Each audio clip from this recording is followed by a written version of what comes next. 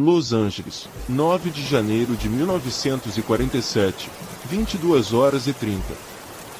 O lobby do Biltmore Hotel respira mármore frio e o sussurro constante de ar-condicionado que parece um suspiro distante.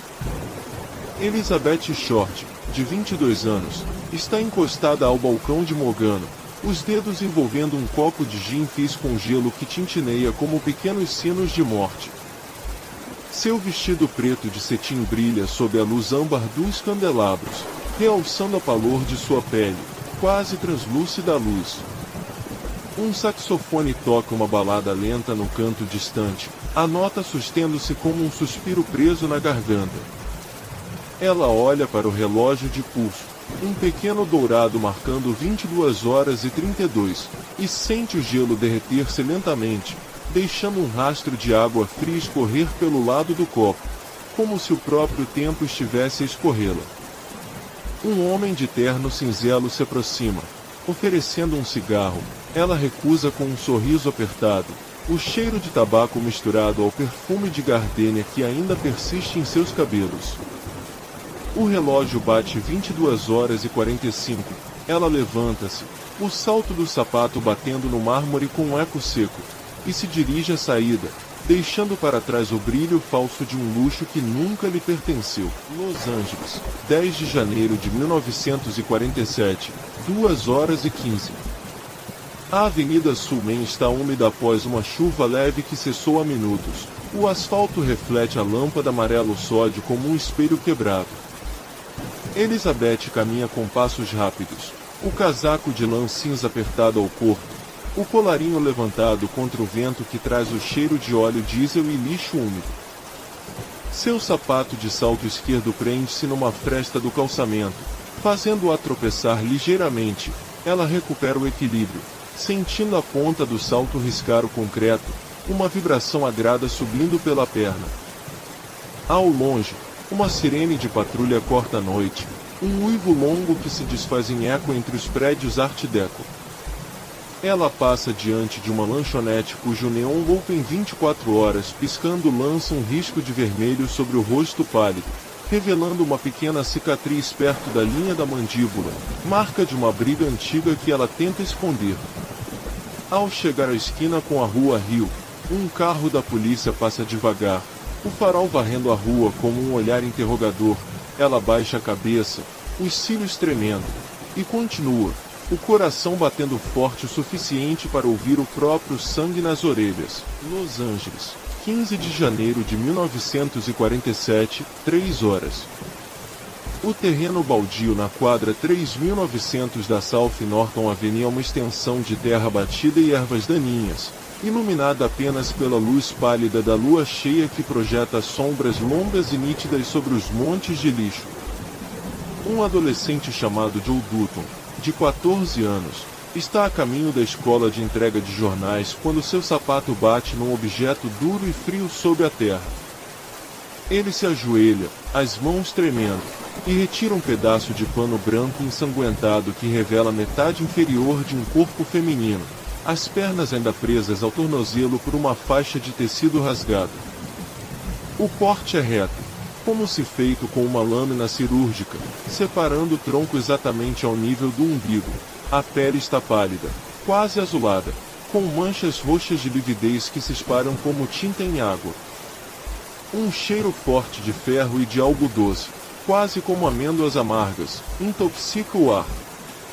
Joe segura a boca para não gritar, os olhos arregalados fixos na cavidade abdominal vazia onde os órgãos deveriam estar, e sente o frio da manhã penetrar suas luvas de lã, enquanto o coração bate forte demais para ser ignorado.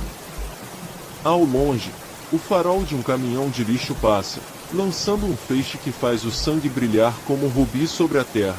Los Angeles, 16 de janeiro de 1947, 9h45.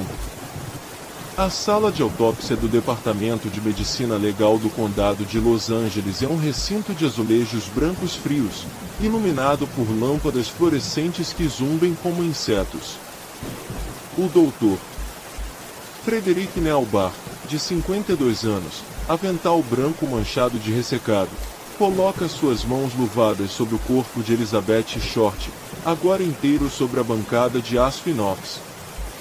O corte transversal, ainda visível, é uma linha perfeita de 22 centímetros, as bordas lisas como se fossem feitas por uma serra de ossos cirúrgica. O cheiro de formol mistura-se ao odor metálico do sangue seco, criando uma névoa ácida que queima as paredes da garganta. Nelbar incide a lâmina de bisturi na pele do teto abdominal, fazendo um som seco de rasgo, e retira delicadamente o fígado, que escorrega fora com um som de plop úmido, seguido pelo estômago, intestinos e rins, cada órgão pesando naquele momento como se fosse um saco de gelo.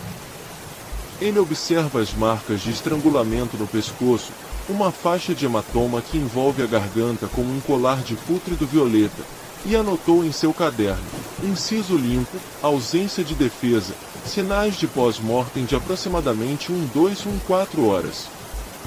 O relógio da parede marca 9 horas e 52. O zumbido das lâmpadas parece crescer em sintonia com o tic-tac do próprio coração de quem observa. Los Angeles, 18 de janeiro de 1947, 14 horas e 30. O auditório do prédio da polícia de Los Angeles, na Parker Center, está cheio de fumaça de cigarro e o cheiro ardente de café preto que escorre de uma máquina de gotejamento no canto.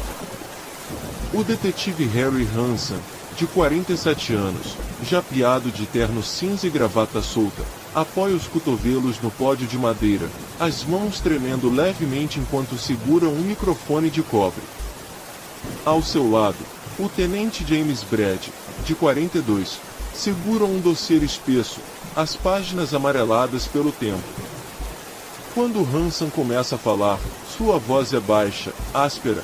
Na manhã do 15, encontramos o corpo de Elizabeth Short, também conhecida como Black Dahlia, bifurcado ao nível do umbigo. Cada palavra provoca um movimento nas cadeiras, repórteres se inclinam, canetas rabiscam, flashes de câmeras estouram como pequenos trovões, iluminando o pó que dança no ar.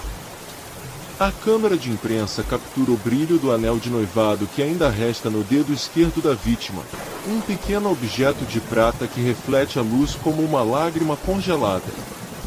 Na plateia, uma mulher de vestido marrom sangrando sanguinolento choro silencioso, os olhos fixos no ponto onde o corpo foi encontrado, sentindo o gelo da realidade subir pela espinha, enquanto o som das máquinas de escrever faz um ritmo de coração mecânico que não para. 8 horas e 12 h, 15 de janeiro de 1947. O sol ainda não havia vencido a neblina que se grudava ao asfalto de Norton Avenue, transformando cada posse em um espelho oleoso que refletia as luzes piscantes da viatura da Lapa. O corpo de Elizabeth Short jazia de costas, as pernas abertas em um ângulo quase artístico, a pele pálida como cera derretida sobre um manuscrito ensanguentado. O corte limpo que ia do pubis até o externo revelava costelas expostas, cada uma delas brilhando com um finíssimo filme de sangue seco que cintilava como prata sob a luz fria da manhã. Um cheiro forte de ferro misturado ao odor adocicado de gardênias, o perfume que ela costumava usar, pairava no ar, fazendo os oficiais revirem o rosto com nojo contido. Um sapato de salto alto, quebrado ao meio, jazia a poucos centímetros do pé esquerdo, a sola ainda presa a um pedaço de tecido rosa desfiado. O silêncio era pesado, interrompido apenas pelo farfalhar de um jornal que o vento arrastava pelo meio-fio, como se a própria cidade tentasse ler o que aquela carne mutilada tinha a dizer. 14 horas e 3 h, Delegacia de Hollywood. A sala de interrogatório cheirava a cigarros rancidos e ao metálico sussurro do ventilador de teto que lutava contra o calor abafado de julho. George Odell, médico de 56 anos, estava sentado na cadeira de metal encostado à parede, as mãos entrelaçadas sobre o joelho direito, as unhas limpas mas com uma fina linha de sujeira sob a cutícula do polegar esquerdo, resquício de terra do quintal onde, segundo rumores, ele fazia experimentos anatômicos. O detetive Frank Whitman, rosto marcado por rugas de noites sem sono, Aproximou-se lentamente, deixando cair uma pasta manila sobre a mesa. Dentro, fotografias em preto e branco do corte do abdômen de Elizabeth, cada detalhe amplificado, a precisão do bisturi, a simétrica abertura que nem uma flor ao desabrochar. Odell não piscou quando viu a imagem, apenas moveu o polegar esquerdo para cima, como se ajustasse um gravata invisível, e respondeu com uma voz baixa, quase um sussurro: ela merecia ser vista. Inteira. O ar ficou denso, como se a própria sala estivesse segurando a respiração esperando o próximo movimento. 19h47h, esquina de Hollywood Boulevard e Glam Avenue. A multidão se aglomerava como um organismo vivo, pulsando sob a luz neon dos outdoors que anunciavam The Black Dahlia Mystery, Exclusive Details Tonight. Jornais eram arremessados ao vento. O asterisco Los Angeles Examiner asterisco com manchete em vermelho sangue Body Found, Missing Girl Identified. O asterisco Herald Express asterisco mostrando um retrato retocado de Elizabeth, seus olhos grandes e vazios, como se estivesse olhando através do papel. Um menino de 10 anos, segurando um balão murchado de cor de laranja, apontava para a vitrine de uma loja de doces onde um boneco de plástico loiro, vestido com um traje de festa rasgado, estava colocado de costas, as pernas abertas imitando o corte do corpo. O cheiro de pipoca queimada misturava-se ao odor enjoativo de algodão doce, enquanto um saxofonista de rua tocava uma melodia lenta e desfaseada, cada nota parecendo um solucinho contido na garganta da cidade. Policiais em pé de guarda tentavam manter a ordem, mas seus olhos estavam fixos nas manchetes, como se a própria verdade estivesse prestes a escapar das páginas e se materializar no meio da calçada. 2h18h, terreno baldio atrás do antigo conjunto de estúdios de Chaplin, Rua Sunset. A lua minguante lançava um feixe amarelo esverdeado sobre a erva alta, fazendo cada haste tremular como se fosse um fio de nervo exposto. O silêncio era rompido apenas pelo rangido intermitente de uma lata de ferro que o vento arrastava sobre o concreto rachado, um som que parecia o farfalhar de ossos secos sendo movimentados. Um homem de sobretudo escuro, colarinho levantado, move-se agachado entre os arbustos de louro rosa, segurando uma lanterna cujo feixe tremulava ao sopro da bruma. Suas luvas de couro estavam manchadas de um resíduo escuro que, à luz, revelava partículas de terra seca misturada a pequenas lascas de osso. Ele parou, inclinou a cabeça e escutou.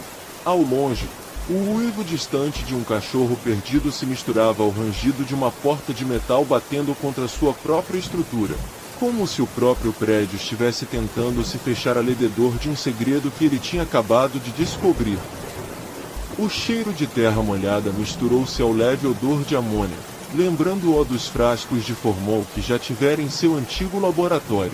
19h05h, 9 de janeiro de 1947, apartamento de pensão no bairro de Bilmore, quarto 12. O papel de parede amarelo desbotado descascava nos cantos, revelando camadas de gesso rachado que lembravam cicatrizes antigas. A janela estava entreaberta, deixando entrar o som distante de um bonde rangendo sobre os trilhos de Seventeen Street, um ruído metálico que se misturava ao rangido suave do ventilador de teto girando devagar, como se tentasse esfriar o ar pesado de perfume de jasmim que ainda grudava nas cortinas de vozeira branca. Sobre a penteadeira de mogno, um frasco de perfume em Shalimar estava meio vazio, seu vidro refletindo a luz amarela da lâmpada de filamento exposto, criando pequenos arco-íris que dançavam sobre o tampo. No chão, um sapato de salto baixo, branco com um laço de cetim azul marinho, estava virado para fora, a sola ainda presa a um fio de cabelo loiro preso entre os sulcos do borrifado. Na cama, a coberta de linho branco estava ligeiramente amassada, como se alguém tivesse se levantado apressadamente, deixando para trás a marca de um corpo que nunca mais voltaria a se deitar naquele lugar. O relógio de parede marcava 19h07, O ponteiro dos segundos batendo um tic-tic que parecia contar o tempo que faltava para o silêncio definitivo. Los Angeles, 15 de janeiro de 1947, 6 horas e 48 da manhã. O oficial Daniel Ramos, distintivo número 412, percorre sua ronda na Avenida South Norton com o peso habitual do cansaço noturno. O ar está úmido, impregnado do cheiro frio do asfalto molhado e do leve adstringente do vidro quebrado espalhado pela calçada. Seus passos ecoam sobre pedaços de jornal amassado, cada passo liberando um pequeno estalo que se mistura ao distante rangido de um bonde ainda adormecido. Um brilho pálido chama sua atenção perto da cerca de arame farpado que delimita o terreno baldio. Ele para, o coração acelerando a 112 pulsos por minuto, e acende a lanterna policial. O feixe corta a névoa matinal e revela um tronco feminino estendido sobre a terra batida, a pele esticada sobre as costelas como um tambor pronto para romper. O corte é perfeito, uma linha reta, cirúrgica, que vai do externo até o pubis, as bordas lisas e brilhando com uma fina camada de soro. O cheiro de ferro misturado ao terra úmido sobe em ondas, fazendo o oficial engolir em seco. Ele pressiona o botão do rádio, a voz trêmula cortando o estalo estático. Central, preciso de apoio imediato, 3900 South Norton, possível homicídio. A resposta do despachante vem distante, quase abafada pelo gemido de uma sirene que ainda não chegou. Mesmo amanhã, 9 horas e 32 da manhã. O corpo é levado ao departamento do médico legal do condado de Los Angeles e colocado sobre uma lâmina de aço inoxidável na sala número 3, onde a luz fluorescente tinge tudo de um azul branco clínico. O doutor Frederick Nelbar, chefe do médico legal, ajusta seus óculos, que embaçam levemente com o ar frio da sala. Ele inicia a autópsia com uma incisão longitudinal que soa como um estilete deslizando sobre seda. Os órgãos deslizam para fora com um som úmido, quase um suspiro. O fígado aparenta normalidade, os pulmões estão preenchidos por uma espuma rosada delicada, o estômago contém apenas alguns fios de cabelo escuro e um minúsculo retalho de tecido azul cobalto. As duas metades do corpo são dispostas lado a lado, a precisão do corte sugerindo mão experiente, as bordas são lisas como mármore polido. Um leve cheiro de formol mistura-se ao odor persistente de sangue. Nelbar anota a hora provável da morte entre 2 horas e 4 horas da manhã, sua caneta arranhando o papel em ritmo incessante. O relógio da parede marca 9 horas e 37 da manhã, cada tica amplificando o temor que paira no ambiente. 20 horas e 7 p.m., mesmo dia. O letreiro de neônio do asterisco Los Angeles Examiner asterisco pisca acima da redação movimentada. A repórter Evelyn Love, caderno apertado contra o peito, atravessa a porta giratória da morgue. O ar dentro é denso, carregado de antisséptico e um sussurro tênue de decomposição. Um acompanhante de uniforme a conduz a uma pequena sala de observação onde um lençol cobre a metade inferior do vítima. O tecido rusga à medida que uma brisa entra pela janela rachada. Evelyn inclina-se, o vapor de sua respiração embaciando o vidro, e vê o corte impecável, uma linha reta como uma sutura de cirurgião, e, presa na fenda, uma pequena peça de metal desgastado, um link de gravata de prata, seu monograma quase ilegível, JH. Um calafrio corre pela sua espinha enquanto imagina a mão que o colocou ali. O distante rugido do tráfego lá fora parece um rosado baixo. Ela nota, a caneta tremente, o relógio da sala marcando 20 horas e 14 p.m. Cada segundo parece um batimento que desacelera. Los Angeles, 15 de janeiro de 1947, 7 horas e 45. Uma névoa fina se agarra ao asfalto do terreno baldio na esquina de South Norton Avenue e Coliseum Street, transformando o ar em um véu úmido que cheira a terra molhada e ao leve adstringente do orvalho. Os primeiros raios de sol fraco filtram-se entre os prédios baixos, criando longas sombras que se arrastam como dedos cadavéricos sobre a poeira. No centro do lote, o corpo de Elizabeth Short está deitado de barriga para cima, as pernas abertas em um ângulo exagerado, os braços estendidos para cima como se implorasse por algo que nunca chegará. Sua pele, antes dourada pelo sol da Califórnia, está pálida como cera, marcada por cortes precisos que se irradiam do abdômen até o peito, cada linha uma incisão cirúrgica que não deixa espaço para dúvida, foi feito com frio cálculo. Seu cabelo preto, úmido pela névoa, cola-se à testa e aos ombros, enquanto o vestido branco, agora encharcado de sangue seco, apresenta manchas escuras que se espalham como flores malignas. O silêncio é rompido apenas pelo distante rangido de um bonde passando pela Seventeen Street e pelo sussurro quase inaudível de moscas que já começam a pairar sobre as feridas abertas. Mesmo antes do sol atingir seu ápice, às 9h30, o terreno baldio já está cercado por fita amarela da polícia, suas faixas brilhando sob a luz crescente como cicatrizes no chão. Detetives Harry Hansen e Frank Villeneuve, vestidos com trench-coates encharcados de umidade, agacham-se sobre o contorno de giz que delimita o corpo, anotando cada detalhe em cadernos de couro gastos. O cheiro de gasolina vazando de um carro abandonado próximo se mistura ao odor metálico do sangue seco, enquanto uma nuvem de moscas zumbi sopra sobre a cena, suas alas batendo em ritmo irregular. Um grupo de repórteres da asterisco Los Angeles Times asterisco e do asterisco Examiner asterisco empunha suas câmeras de flash, os estalos estacatados como tiros silenciosos, enquanto curiosos se aglomeram na cerca, seus rostos marcados por uma mistura de medo e voyeurismo. O calor começa a subir, fazendo o suor escorrer pelas têmporas dos policiais, e o som distante de uma sirene de ambulância corta o ar, lembrando a todos que a vida continua indiferente ao horror ali presente. No prédio do corredor médico legal, às 14 horas, a luz fluorescente dura a lanterna sobre a mesa de aço inoxidável onde o corpo de Elizabeth Short repousa, ainda envolto em um lençol branco que agora está manchado de vermelho escuro. O doutor Frederick Nelbar, com seu avental branco imaculado e lápis de sangue preso ao bolso, coloca a lâmina da serra óssea sobre o externo, o som agudo e metálico ecoando nas paredes azulejadas. Cada corte é feito com uma precisão quase cirúrgica, separando a pele, expor a camada de gordura amarelada, revelando os músculos que ainda contraem leves espasmos reflexórios. O cheiro de formaldeído forte se mistura ao odor doce do sangue coagulado, fazendo os olhos do patologista lacrimejarem apesar de sua experiência.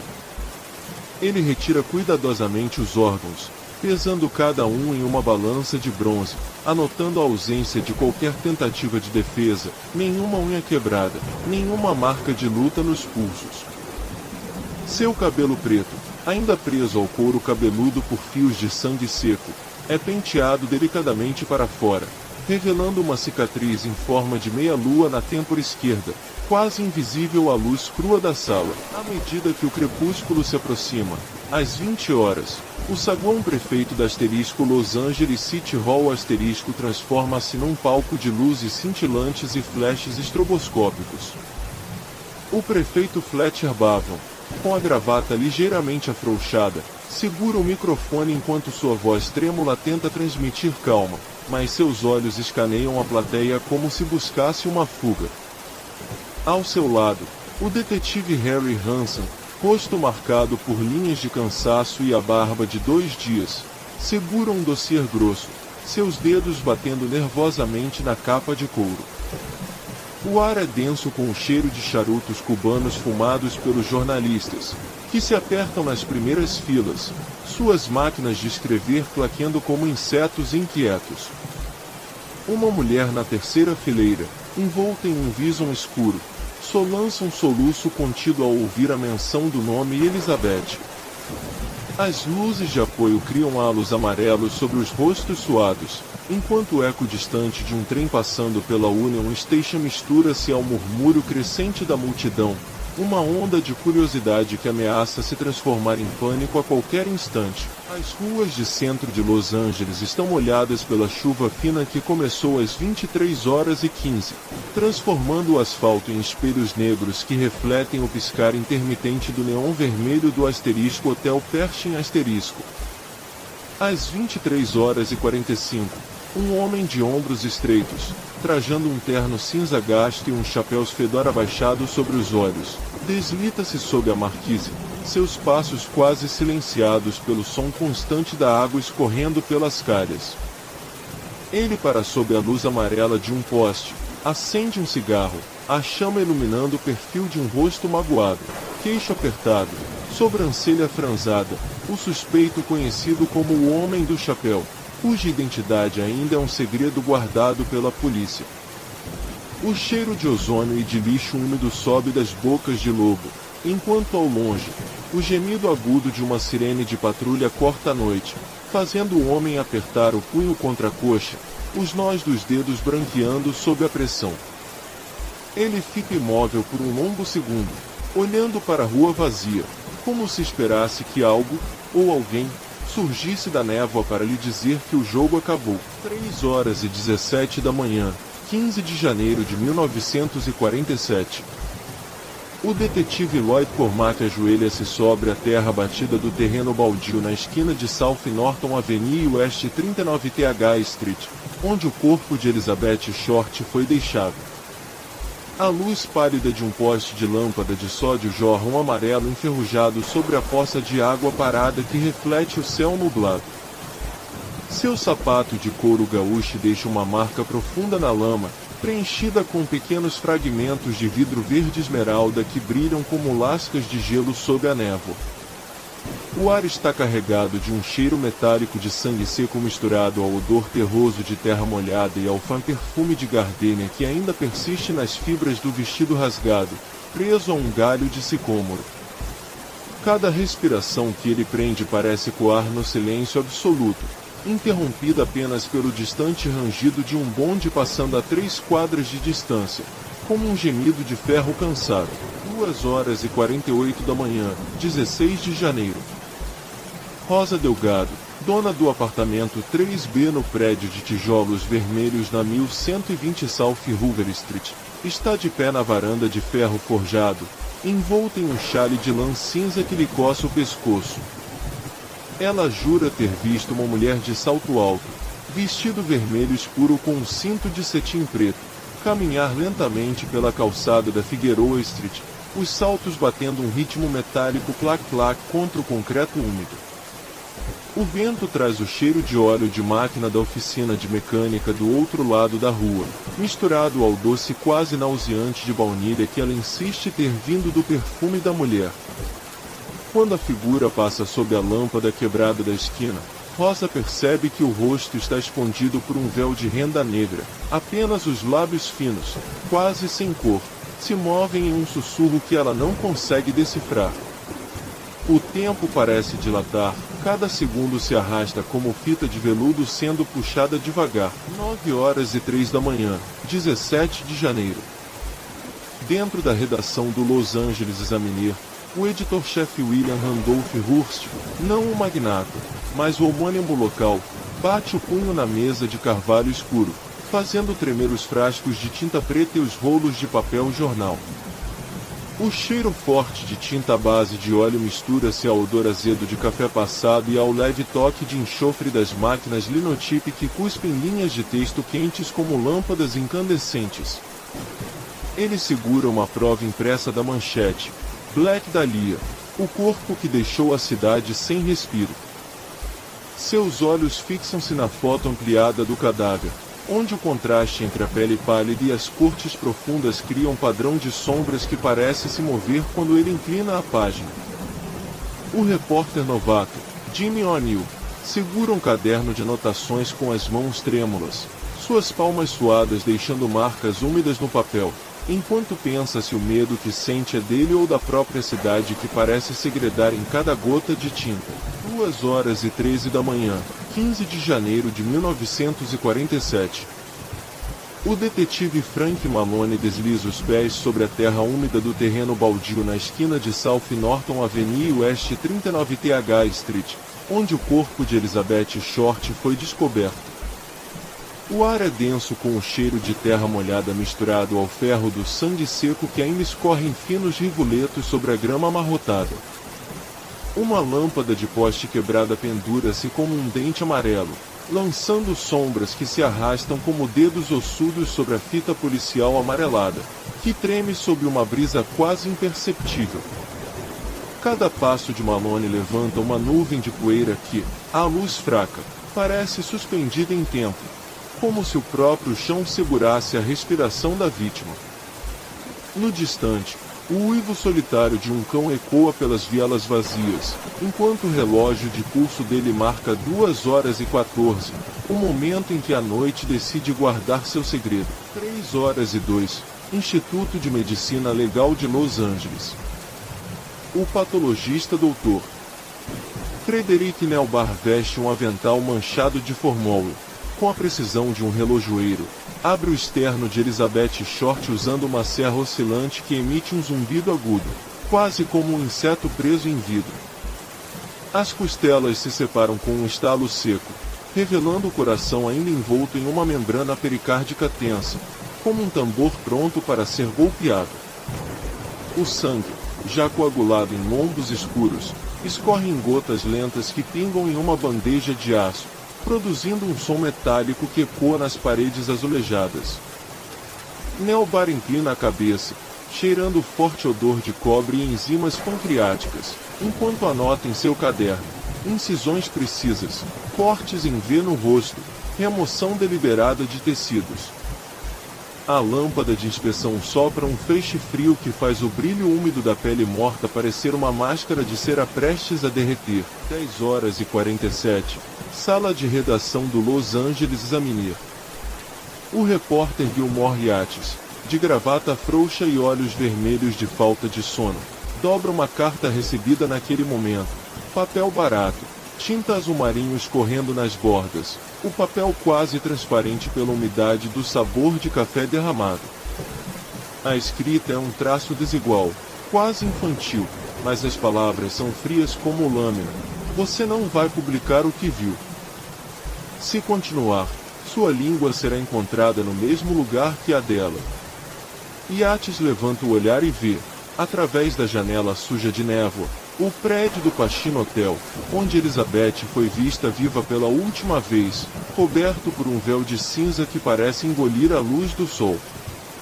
O telefone toca, um toque metálico que faz sua mão tremer. Ao atender, ouve apenas a respiração ofegante de alguém do outro lado, seguida por um clique seco, como o fecho de uma navaja.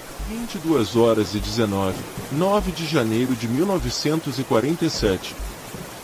O balcão de formica rosa do diner The Last Stop, na esquina de South Hill Street West 7th reflete a luz piscante de um neon que anuncia Open 24 horas.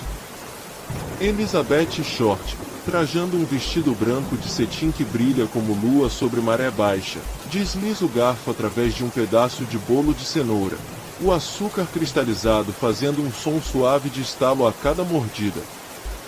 A garçonete, Marta Lopes, de avental manchado de molho de tomate, enche seu copo de água com gelo que rangue ao tocar o vidro, liberando um aroma de cloro e umidade.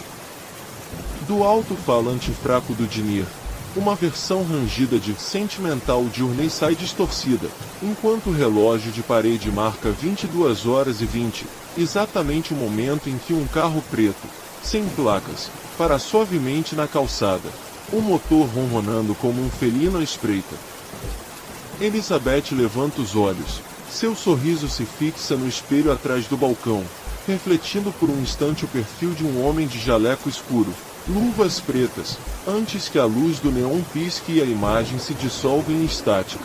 0h55, patrulha da rua 7ª e Broadway.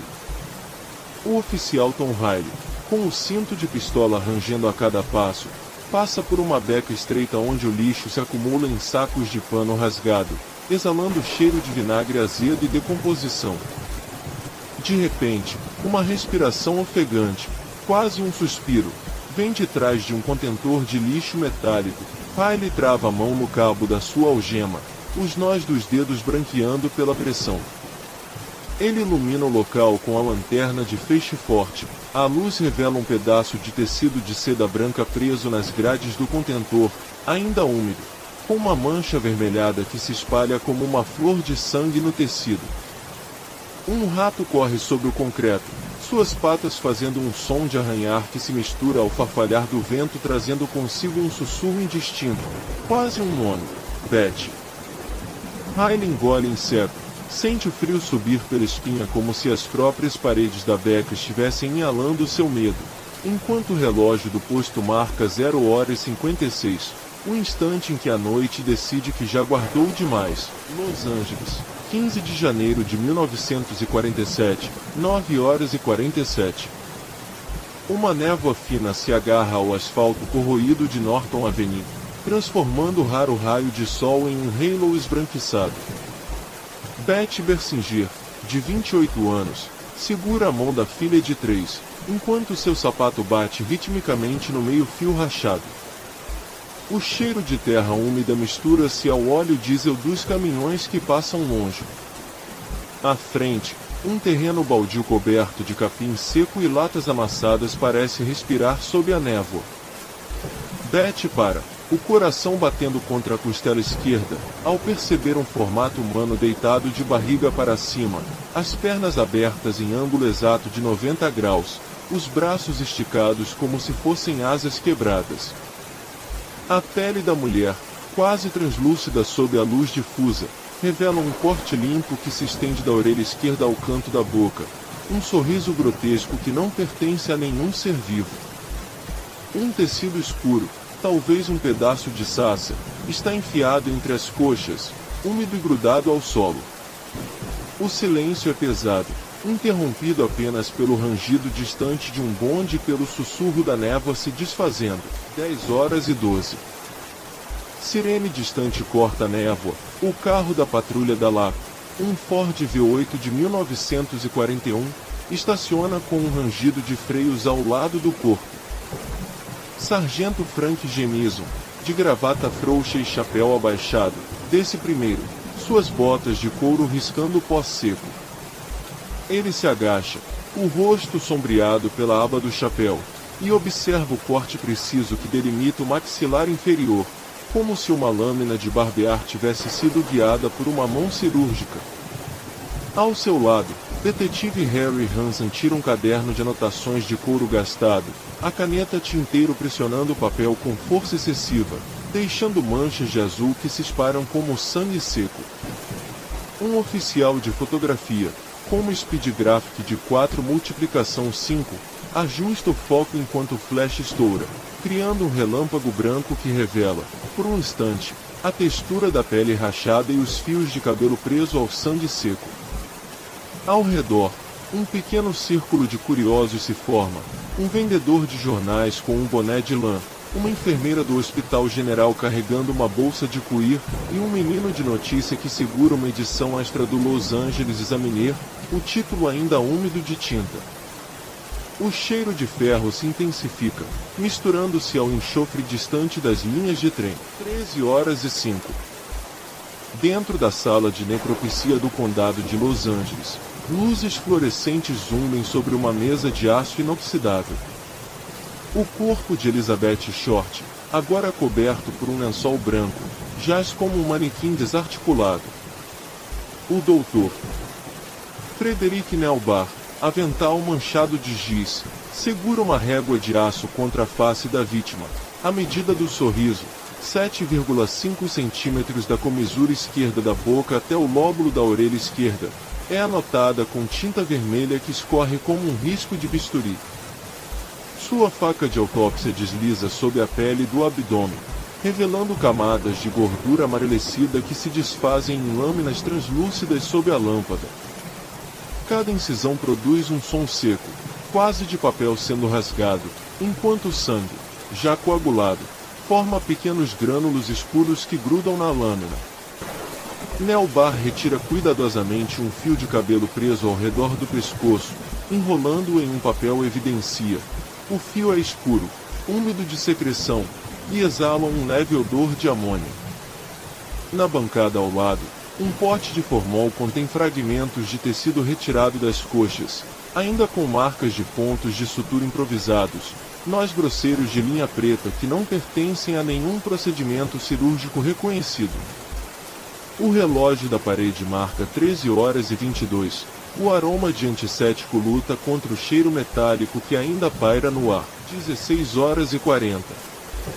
Na redação do Los Angeles Examiner, o barulho das máquinas linotype late como um coração acelerado.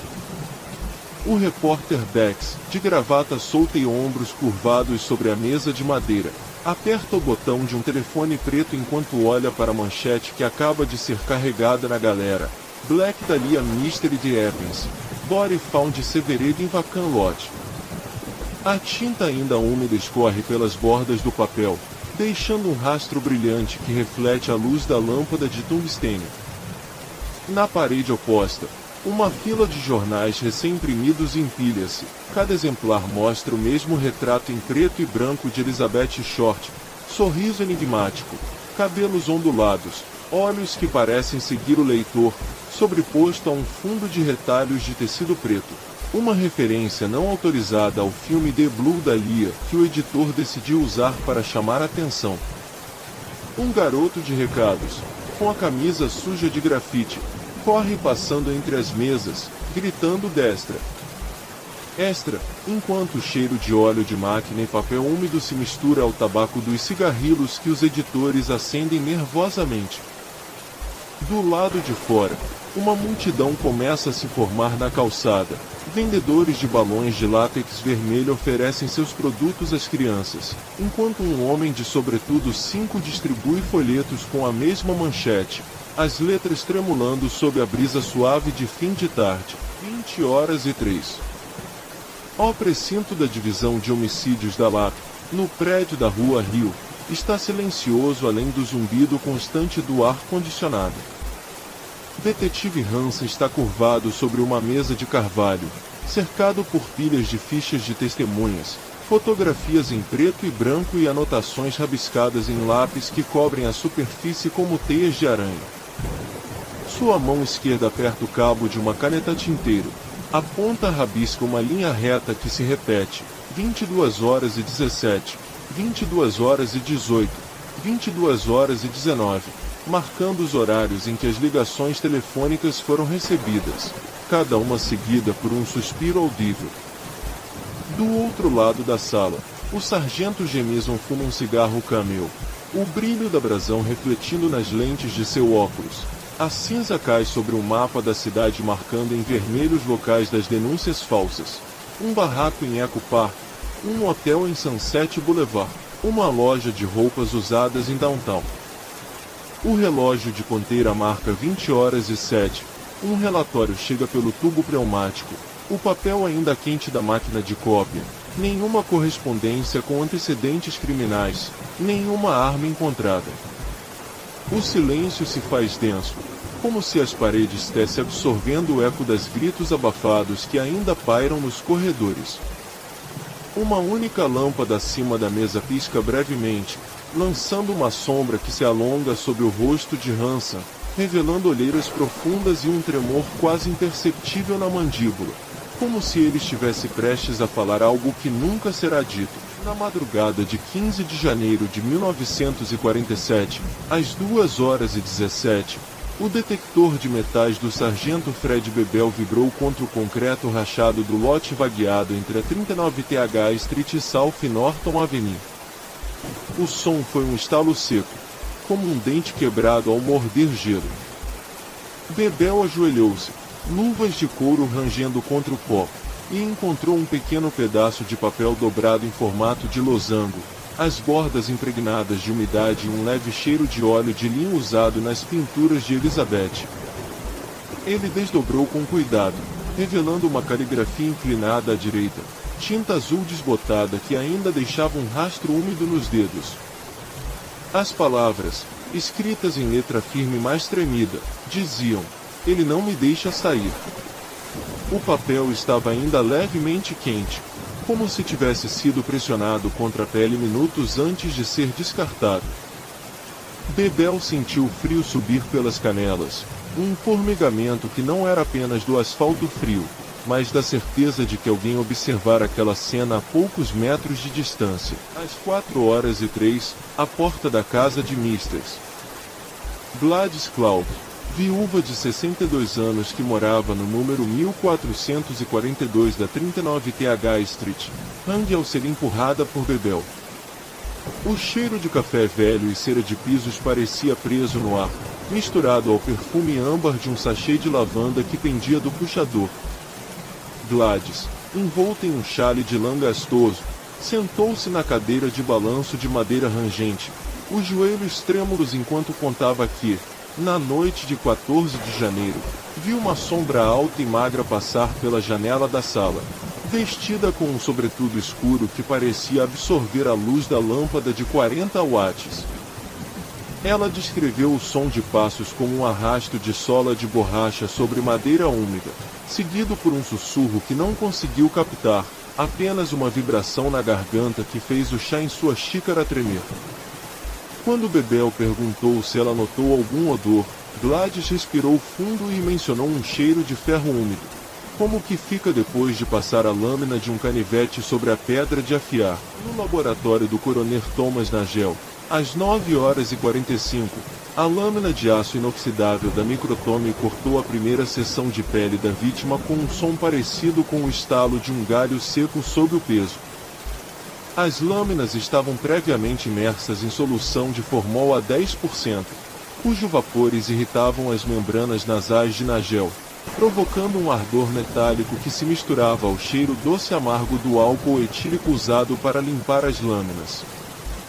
Cada fatia, de 20 micrômetros, revelava sob o microscópio de luz polarizada uma rede de fibras de colágeno rompidas em padrões que lembravam rachaduras de barro seco após uma tempestade. Nagel anotou, com uma caneta tinteiro que vazava ligeiramente azul no papel, que as hemorragias subcutâneas apresentavam um padrão de distribuição radial centrado ao redor da terceira costela esquerda, indicando força aplicada em ângulo de aproximadamente 42 graus. Enquanto falava em voz baixa para o assistente, o zumbido do refrigerador de trás mantinha uma temperatura constante de 4 graus Celsius, fazendo o ar condensar em finas gotas que escorriam pelas paredes de azulejo branco, criando um som quase imperceptível de pingos que se assemelhava a um coração a bater. A 1h58 da manhã de 18 de janeiro, Bebel e o detetive Harry Hansen ficaram agachados atrás de um conjunto de lixeiras de ferro enferrujado ao lado do restaurante The Golden Sun, na 7th Street com Olive. O vento trazia o aroma forte de cebola frita e óleo de palma usado na cozinha, que se misturava ao cheiro adocicado de lixo em decomposição, cascas de melancia e restos de carne moída. O poste de iluminação da rua, lâmpada de tungstênio de 60 watts, piscava a cada 3,2 segundos devido a um contato solto, lançando sombras que se alongavam e encurtavam como dedos convulsos. Hansen segurou o revólver Colt .38 Special, a bainha de couro rangendo levemente ao mover o polegar para o gatilho, e sentiu o suor frio escorrer pela têmpora, deixando um rastro salino que ardia nos lábios quando ele lambeu acidentalmente. Bebel, de ouvido apontado para o silêncio, percebeu um som distinto, o leve rangente de uma sola de couro arrastando-se sobre concreto áspero, seguido por um suspiro abafado, como se alguém estivesse segurando a respiração enquanto se movia para dentro de um beco estreito coberto por lona preta, cujo tecido ainda retinha o calor corporal do dia anterior, exalando um vapor quase imperceptível que se condensou no ar frio do inverno. No arquivo do Departamento de Polícia de Los Angeles, na sala de registros municipais, às 14h22, o arquivista Mervyn Lowell puxou da gaveta de aço número 12 um envelope craft marrom, selado com fita adesiva de tecido que ainda apresentava a impressão digital parcial de um polegar direito. As linhas estavam ligeiramente borradas, como se tivessem sido pressionadas contra uma superfície úmida pouco antes do selo ser aplicado. Dentro, Havia uma fotografia em preto e branco de 8x10 polegadas, levemente curvada pela umidade, mostrando Elizabeth Short deitada sobre um lençol branco áspero, os braços esticados em forma de V invertida, as palmas voltadas para cima, os dedos levemente espalmados como se segurassem algo invisível. Ao lado do corpo, sobre o piso de concreto polido, havia um pequeno montículo de terra escura, ainda úmida, com grãos de areia visíveis que brilhavam sob a luz fluorescente da lâmpada de tubo, refletindo um tom avermelhado que lembrava ferrugem seca. Ao cheirar o envelope, Lowell detectou um traço de perfume de gardênia misturado ao odor de óleo de linho e um toque de ferro velho, como se alguém tivesse manuseado o papel após ter manipulado uma lâmina recentemente usada. Seu coração acelerou, batendo forte contra o externo, enquanto a sensação de frio subia pela espinha, como se o próprio ar da sala tivesse sido substituído pelo vento daquele beco onde a sombra havia se dissipado. 10h03 de 15 de janeiro de 1947. O sol ainda está baixo, filtrando-se através das folhas amarelas dos sicamores que alinham a rua South Norton. Beth Bersinger, de 28 anos, segura a mão do filho de 3 enquanto caminha para comprar pão. O chão de terra batido está úmido da chuva da noite anterior. Um cheiro terroso de folhas em decomposição mistura-se ao aroma distante de pão assado da padaria na esquina. Ela parada diante de um lote baldio cercado por uma grade de arame enferrujado, onde o lixo se acumula em pilhas desordenadas. Um brilho metálico chama sua atenção.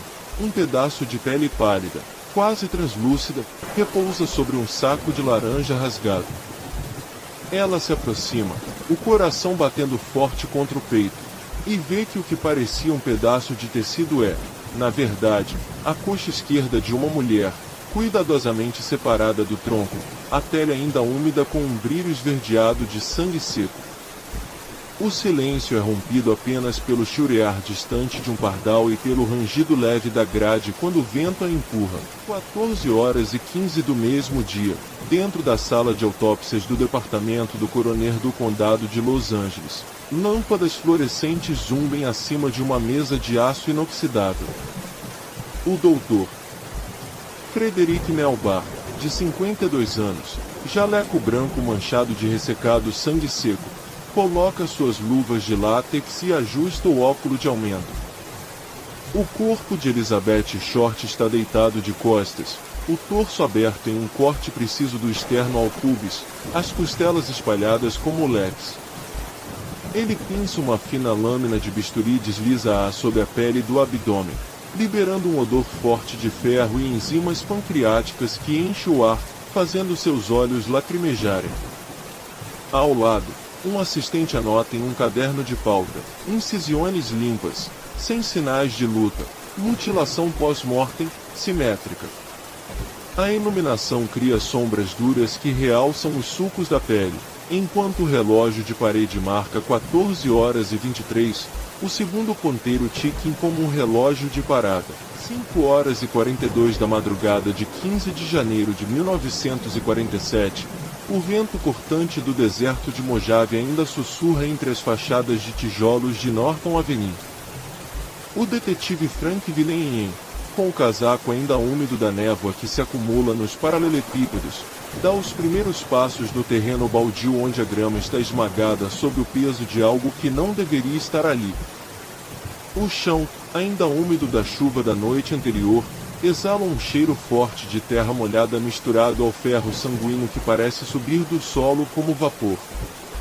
À luz pálida de um poste que piscagem intermitente, ele vê o contorno de um corpo deitado de barriga para cima, as pernas abertas em um ângulo exato de 180 graus, o tronco separado limpo na altura da cintura, como se uma lâmina cirúrgica tivesse cortado com precisão de executor. A pele, branca como papel de parede encardido, está esticada sobre o osso visível, e os cabelos, antes loiros, estão agora grudados ao couro cabeludo por uma fina camada de sangue seco que brilha sob a lâmpada como laca preta. O silêncio é assolado apenas pelo farfalhar distante de um rato escapando pelos detritos de latão e papel jornal espalhados aos pés da vítima. 9h03 daquele mesmo dia, dentro das paredes frias do departamento do coroner do condado de Los Angeles, o Dr. Frederick Nelbar ajusta os óculos de armação grossa enquanto a luz fluorescente sopra um zumbido constante sobre a mesa de autópsia. O corpo de Elizabeth Short está disposto em uma bandeja de aço inoxidável, as duas metades alinhadas com precisão cirúrgica. A linha de corte revela um corte reto, de aproximadamente 2 milímetros de largura, que segue exatamente a linha média do abdômen, sem nenhum sinal de hesitação ou serrilhada.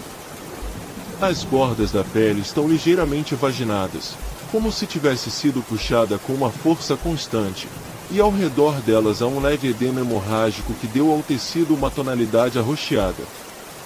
Nelbar passa uma lâmina de bisturi sobre o tecido subcutâneo, sentindo a resistência elástica da face antes de ceder, e observa que não há contusões defensivas nos antebraços, indicando que a vítima foi imobilizada antes do golpe.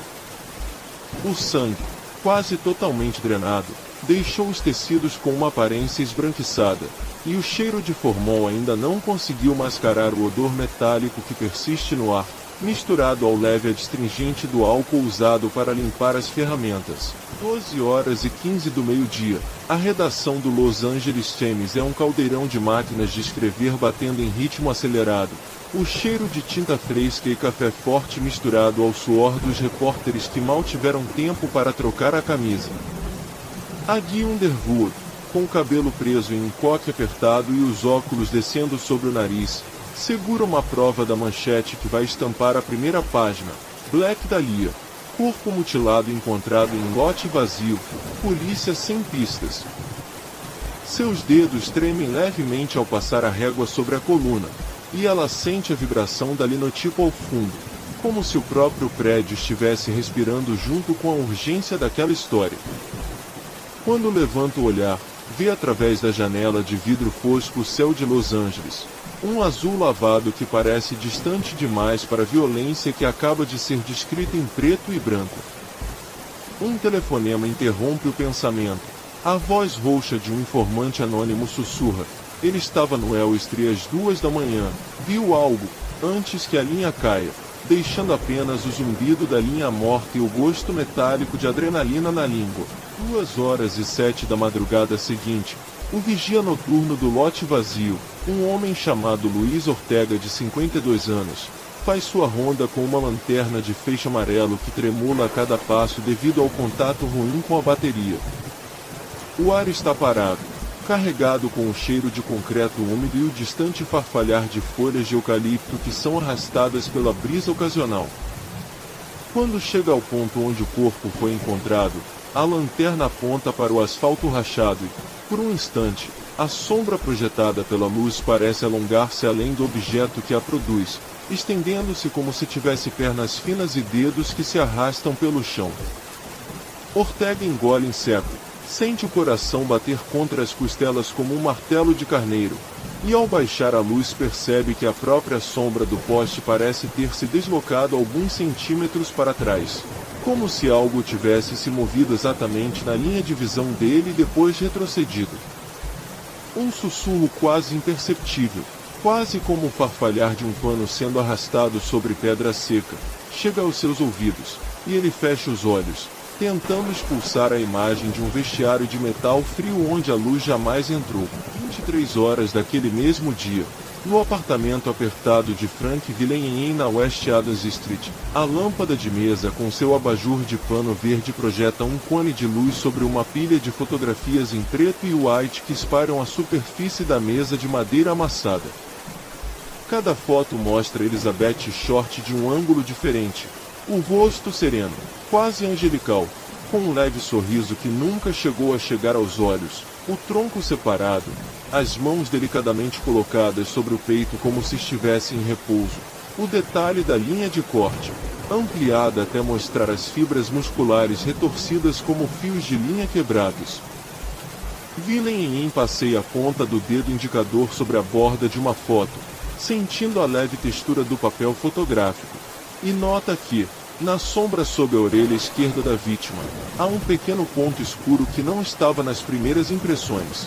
Uma mancha que parece ter sido causada por algo que pressionou a pele pouco após a morte. Ele apaga a luz, deixa só o brilho fraco do relógio de pulso marcando 23h02, e, na escuridez, ouve o rangido tênue do próprio estômago, seguido por um suspiro que não é seu, como se alguém, logo atrás da porta fechada, tivesse expirado bem devagar, deixando o ar carregado com um cheiro de ferro e flores murchas. 15 de janeiro de 1947, 7h42h. O sol ainda não havia vencido a névoa que se agarrava ao asfalto de South Norton Avenue, transformando o típico bairro residencial de Los Angeles em um cenário de película em preto e branco. A primeira viatura da polícia, uma Ford Crown Victoria de 1946, parou diante do lote baldio onde a grama alta, ainda úmida da chuva da noite anterior, escondia algo que não pertencia à terra. Um oficial de patrulha, o agente Elis Ramos, de 34 anos, joelho esquerdo levemente torcido por uma queda na semana anterior, aproximou-se lentamente, seu cinto de couro rangendo a cada passo. O cheiro de terra molhada se misturou ao ferro do sangue seco, um aroma metálico que fez seu nariz arrepiar. Quando a lona improvisada foi afastada, o corpo de Elizabeth Short, de 22 anos, jazia de costas, as pernas abertas em um ângulo quase perfeitamente simétrico, como se alguém tivesse disposto-as com uma régua de marceneiro. A pele, antes morena, agora estava pálida como cera de vela, marcada por cortes precisos que delineavam o rosto em um sorriso grotesco, a boca aberta em um silêncio que parecia gritar. Os olhos, ainda úmidos de lágrimas congeladas, refletiam a luz fraca da lanterna de Ramos, um feixe amarelo que tremulava sobre as costelas expostas, onde o externo havia sido aberto com uma cirurgia quase cirúrgica, revelando os pulmões ainda levemente inflacionados, como se o último suspiro tivesse sido preso naquele instante. 15 de janeiro de 1947, 9h13h. A poucos metros do lote, na varanda de madeira rangente do número 1220 de South Norton, a senhora Martha Langley, viúva de 62 anos, ainda vestia o robe de flanela azul acinzentado que usará desde a morte do marido, 3 anos antes. Seus dedos, nodosos por artrite, seguravam uma xícara de café ormai frio, o vapor quase inexistente no ar gelado de 12 graus Celsius. Ela contou, com a voz trêmula de quem já havia ouvido demais, que por volta das 2h45 ouvirá um estrondo sordo, como se uma porta de metal fosse fechada com força, seguido por um suspiro abafado, quase um soluço, que parecia vir do próprio chão. Seu cão, um terrier branco chamado Scout, havia latido 2 vezes, depois se refugiado sob a cadeira de balanço, suas orelhas achatadas contra o crânio. Martha descreveu o cheiro que lhe atingira as narizes logo depois, um odor doce e enferrujado, como sangue misturado a âmbar queimado, que fez seu estômago revirar. Ela anotou o horário no pequeno caderno de pauta que sempre carregava no bolso do hobby, rabiscando 2h47, barulho estranho, cheiro de ferro. Quando a polícia chegou, ela ainda estava ali, os olhos fixos no ponto onde o corpo havia sido descoberto, as mãos ainda envoltas na xícara, as unhas quebradas pressionando a porcelana, como se tentasse segurar o tempo antes que ele escapasse. 15 de janeiro de 1947, 14h05h. No porão do Departamento de Medicina Legal de Los Angeles, a sala de autópsia exalava um cheiro permanente de formaldeído misturado ao vazamento sutil de ácido fórmico usado para preservar os tecidos. O patologista-chefe, Dr. Frederick Nelbar, 48 anos, de barba cinzenta bem aparada e óculos de aro grosso que deixavam marcas vermelhas na ponte do nariz, ajustou a lâmpada de neon verde azulado sobre a mesa de aço inoxidável. O corpo de Elizabeth estava disposto em decúbito supino, os braços esticados ao longo do tronco, as mãos palme-abertas, como se oferecesse algum último gesto de rendição. Cada incisão feita pelo bisturi de aço carbono era acompanhada por um som seco, quase um estalo, que ecoava nas paredes revestidas de azulejo branco. Neobard descreveu em voz baixa, quase um sussurro, o trajeto da lâmina, da região submandibular, seguindo a linha da mandíbula esquerda, até o ponto médio da bochecha direita, criando um sorriso de 12,3 centímetros de amplitude. Os cortes eram tão retos que pareciam ter sido guiados por um esquadro de carpinteiro. Ao abrir o cavo torácico, o externo foi separado com uma serra oscilante, liberando um jato de ar úmido que carregou o odor de cobre e de brilho. Os pulmões, ainda levemente rosados, apresentavam pequenas hemorragias pontuais nos lobos superiores, como se alguém tivesse soprado sangue através de um canudo fino. O fígado, pesando 1,42 quilos, mostrava uma incisão longitudinal de 8 centímetros, cuja borda era tão lisa que refletia a luz da lâmpada como um espelho. Neobard anotou cada medida em seu caderno de couro, a caneta esferográfica riscando o papel com um som de arranhado que parecia marcar o próprio tempo. 16 de janeiro de 1947, 8 horas e 22 h. À frente do prédio do Los Angeles Examiner, na esquina de Broadway e 70th Street, uma multidão de repórteres, fotógrafos e curiosos se aglomerava como insetos ao redor de uma lâmpada. O cheiro de tinta fresca das rotativas misturava-se ao odor de café forte das máquinas de expresso e ao perfume barato de algumas mulheres que tentavam mascarar o suor do medo. O fotógrafo-chefe da agência International News, Salvatore Xal Vittori, 29 anos, de cabelos penteados para trás e um cigarro Lucky Strike preso entre os lábios, ajustava o foco de sua Speed Graphic 4 multiplicação 5 enquanto a luz do flash disparava, estourando como um trovão de curta duração a cada 15 segundos. Cada estalo liberava um briço de fosforeto de zinco que deixava, por um décimo de segundo, um rastro azul-violeta no ar antes de se dissipar. As repórteres, como a jovem Jeanette Crowley, 24 anos, de blusa de seda estampada e saia lápis azul marinho, anotavam em cadernos de pauta com caneta tinteiro, o som da pena riscando o papel acompanhado pelo murmúrio constante das máquinas de escrever Underwood, cujo carrinho de retorno batia com um clac-clac rítmico. A sensação na pele era de formigamento, como se a energia elétrica das lâmpadas de arco estivesse sendo absorvida pelos poros, deixando um frio que subia da nuca até a ponta dos dedos. Quando o editor-chefe, Harvey Brain, ergueu a voz acima do barulho para anunciar a primeira edição extra, o eco reverberou nas fachadas de mármore, fazendo as placas de latão vibrarem levemente, como se o próprio prédio estivesse segurando a respiração antes de soltar o grito. 17 de janeiro de 1947, 2 horas e 18 h. No terceiro andar da sede da polícia de Los Angeles, na sala de detetives do Departamento de Homicídios, o sargento Charles Cummings, 41 anos, de ombros largos ainda marcado pela cicatriz de um disparo de ponto .38 recebido em 1942, permanecia sentado à sua mesa de carvalho escuro. A lâmpada de bancada com de vidro verde projetava um cone de luz amarelo avermelhado que tremulava levemente devido à flutuação da rede elétrica, fazendo as sombras dos arquivos de caso dançarem como espectros. À sua frente, sobre um buvar de couro gastado, estava aberto um envelope manila selado com cinto lacre vermelho, cujo selo ainda conservava a impressão digital de um polegar esquerdo, ainda úmido de suor. Dentro, uma folha de papel timbrado do asterisco Los Angeles Times asterisco, dobrado em 4, continha uma mensagem escrita à mão com tinta preta de esferográfica, as letras inclinadas para a direita, quase caligráficas. Você não encontrará o que procura.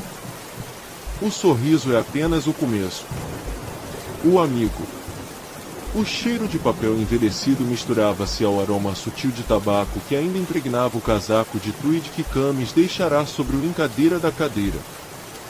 Seus dedos, ásperos por anos de trabalho de campo, deslizaram levemente sobre a borda do envelope, sentindo a ligeira elevação do lacre, como se o próprio selo pulsasse.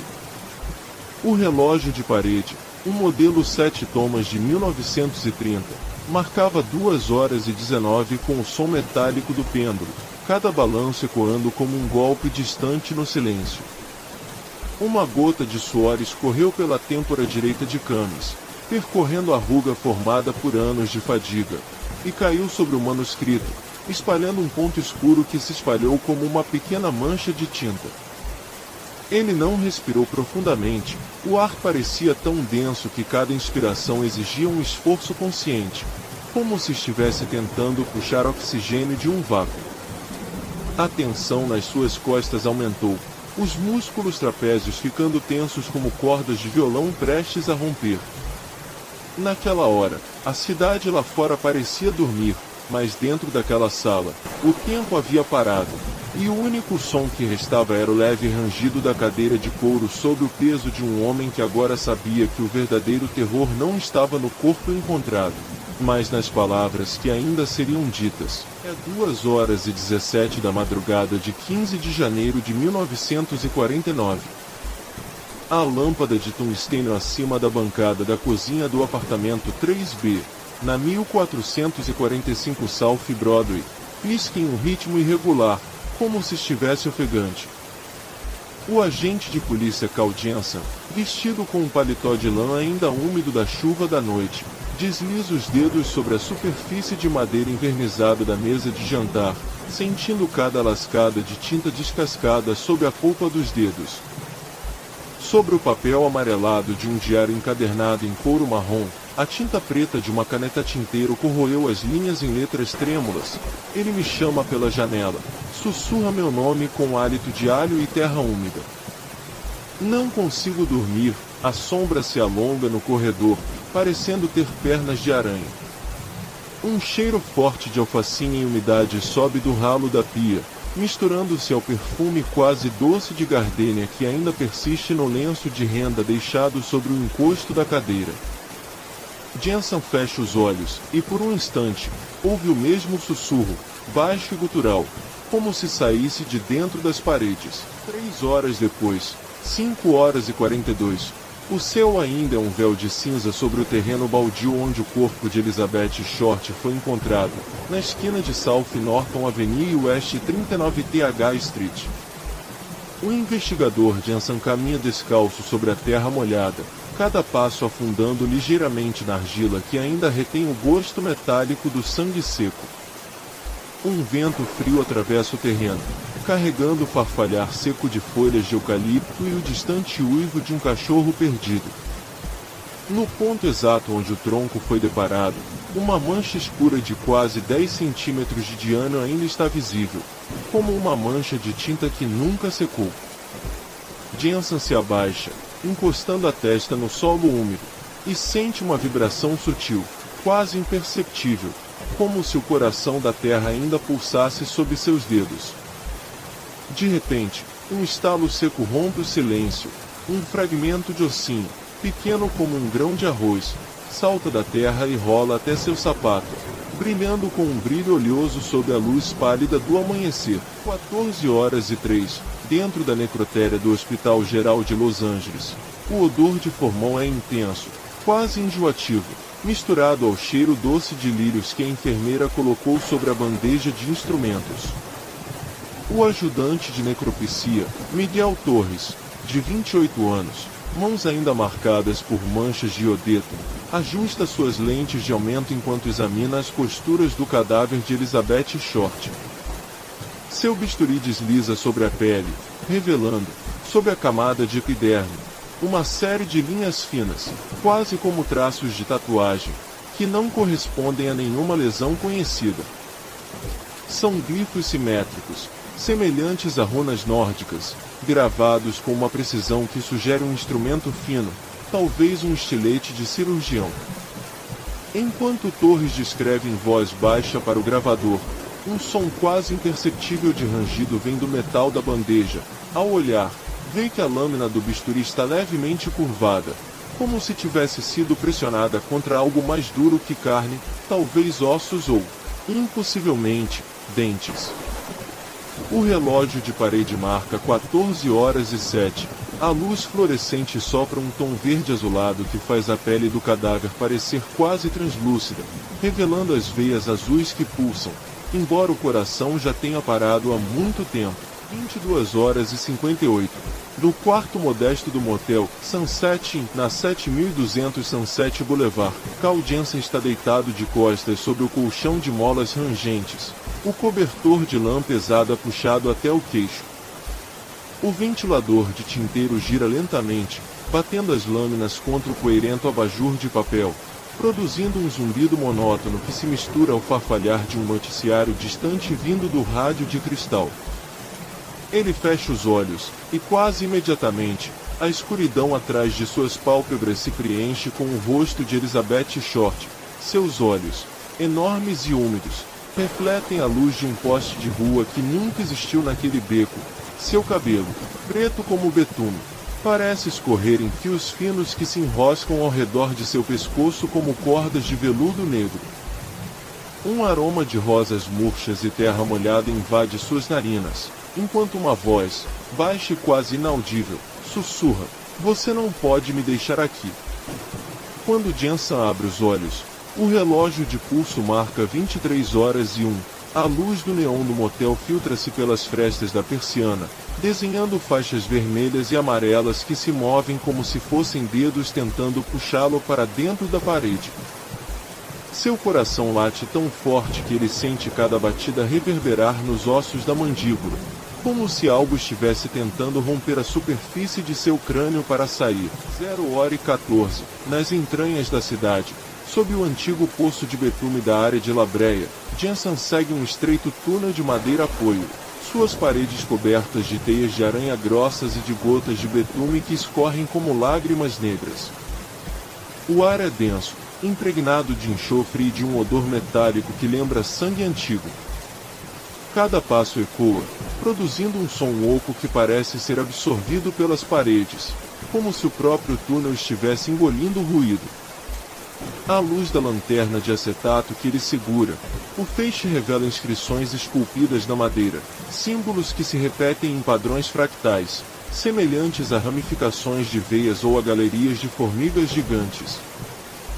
De repente, um rangido baixo vem da frente, uma placa de ferro enferrujada, quase inteiramente coberta de betume, se move alguns centímetros, revelando uma abertura escura além dela.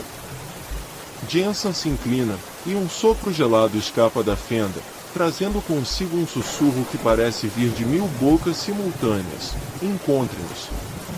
O betume ao redor da abertura começa a borbulhar levemente, formando bolhas que estouram reliás em um cheiro forte de amônia e terra queimada. Seu pulso acelera até 140 bpm, e ele sente o calor do próprio sangue contrastar com o frio que sobe dos seus pés, como se o chão estivesse tentando puxá-lo para baixo, para dentro das profundezas onde algo espera, paciente. Desde 1947, as primeiras luzes de um janeiro úmido de 1947 filtram-se através da névoa que se agarra às ruas de South Norton Avenue. O ar tem 55 graus Fahrenheit, úmido e carregado com o cheiro de terra molhada e folhas em decomposição. Beth Bersinger, de 32 anos, empurra o carrinho de seu filho pequeno quando o salto do sapato bate em algo duro e úmido no chão da área baldia. Ela se abaixa, o coração batendo forte contra as costelas, e vê o contorno de um corpo feminino, partido ao meio, as pernas ainda vestidas com uma saia de lã cinza escura, o tronco exposto como se fosse uma manequim de loja abandonada. O sangue foi drenado, a pele está pálida, quase azulada sob a névoa, e o rosto, embora mutilado, conserva um semblante de surpresa congelada.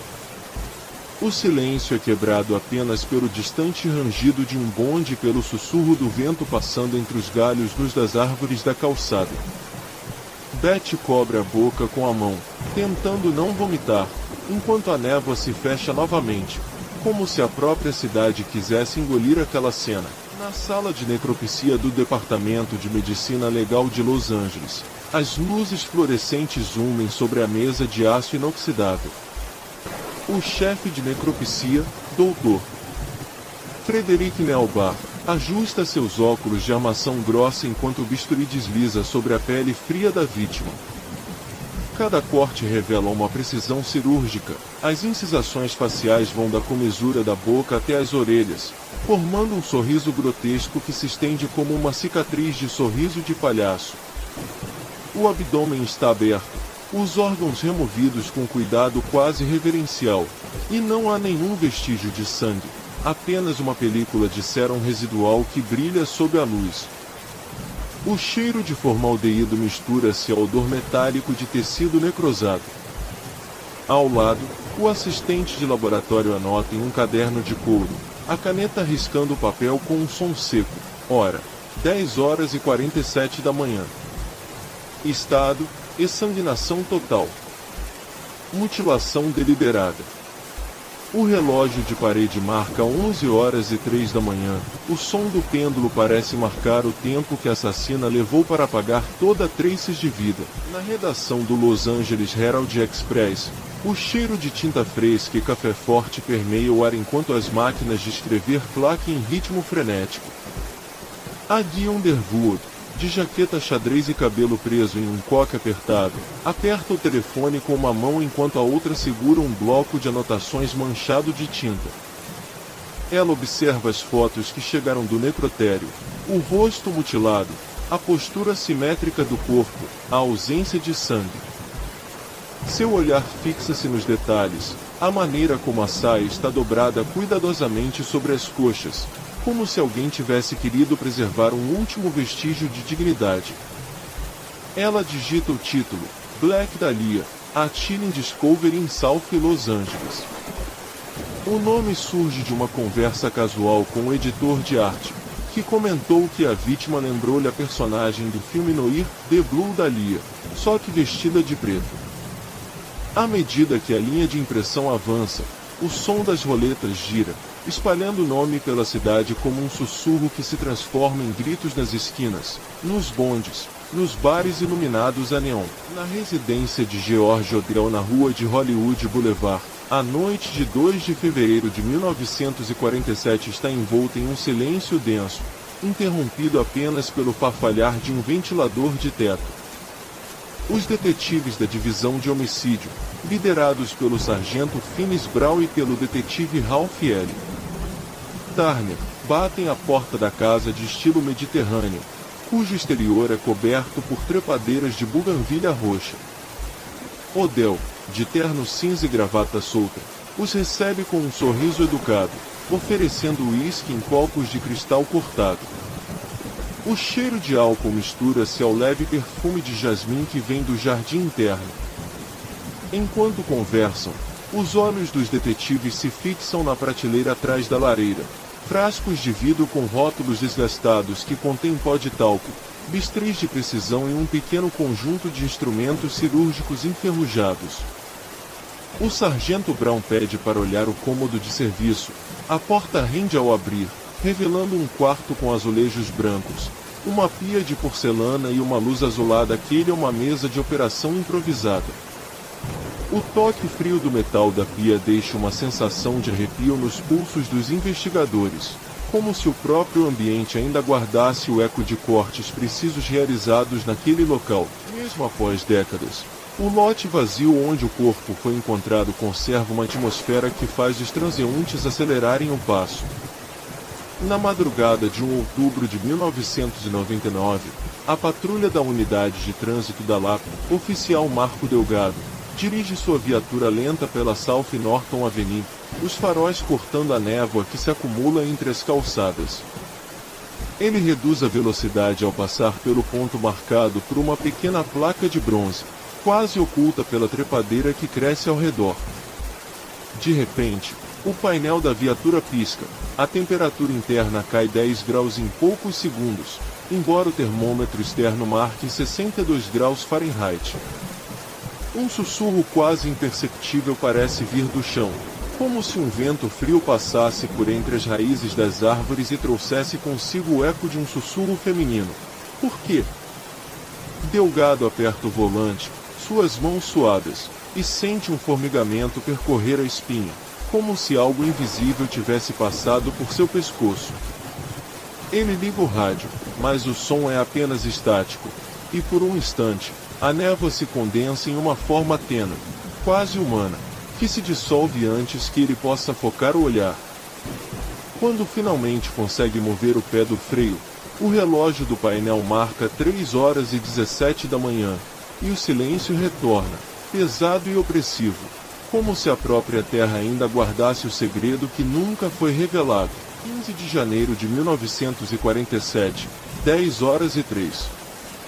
O sol ainda luta contra uma neblina espessa que se agarra ao asfalto da Avenida Norton, transformando o respiro da cidade em um sussurro úmido. Um garoto de 12 anos, Jimmy Delgado, descalço e com a camisa arranhada pelo vento, corta o terreno baldio onde antes havia um canteiro de obras abandonado. Seus pés afundam na terra molhada, liberando o cheiro terroso de folhas em decomposição misturado ao metálico sutil de ferrugem.